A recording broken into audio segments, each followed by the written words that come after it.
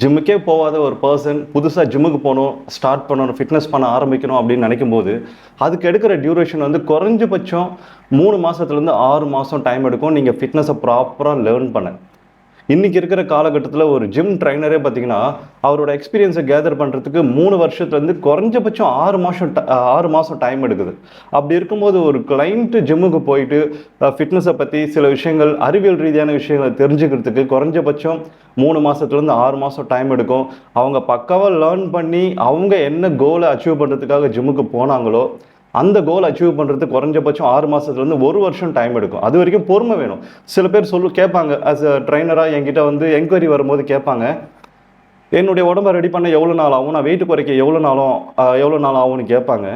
ஒரு ப்ரொஃபஷனல் ட்ரைனரால் ஒரு பர்சன் வெயிட் குறைக்கிறதுக்கோ வெயிட் ஏற்றுறதுக்கோ டியூரேஷன் செட் பண்ண முடியாது. ஒரு 3 மாதத்துக்கு அப்புறம் ஒரு கிளைண்ட் எவ்வளோ வெயிட் குறைச்சிருப்பாங்கன்றத முன்னாடியே சொல்ல முடியாது, கணிக்க முடியாது. வெயிட் குறைச்சிருக்கலாம், வெயிட் குறைக்காமையும் போகும், வெயிட் ஏற்றலாம், வெயிட் ஏற்றாமையும் போகலாம். ஸோ ஒரு பர்சனை பார்த்த உடனே அவங்களுடைய அந்த டைம் டேபிள் ஷெடியூலை நம்ம பண்ணவே முடியாது. ஸோ வெயிட் லாஸ் பண்ணுறதுக்கு எவ்வளோ டியூரேஷன் வேணாலும் எடுக்கும், வெயிட் கெயின் பண்ணுறதுக்கு எவ்வளோ டியூரேஷன் வேணாலும் எடுக்கும். சில பேருக்கு பார்த்தீங்கன்னா 15 டேஸ்லேயே பார்த்தீங்கன்னா 1 கிலோ லாஸ் பண்ணவங்க இருக்காங்க.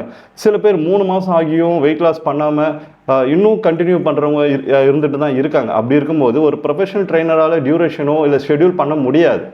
ஸோ ஃபிட்னஸை கற்றுக்கணும் அப்படின்னு நினச்சிங்கன்னா நீங்கள் ஃபிட்னஸை இன்றைக்கே ஸ்டார்ட் பண்ணுங்கள், டைம் வேஸ்ட் பண்ணாதீங்க. ஒரு நல்ல ஃபிட்னஸ் ட்ரைனரை சூஸ் பண்ணுங்கள், நல்ல ஜிம் ஸ்டுடியோ சூஸ் பண்ணுங்கள். தேங்க்யூ.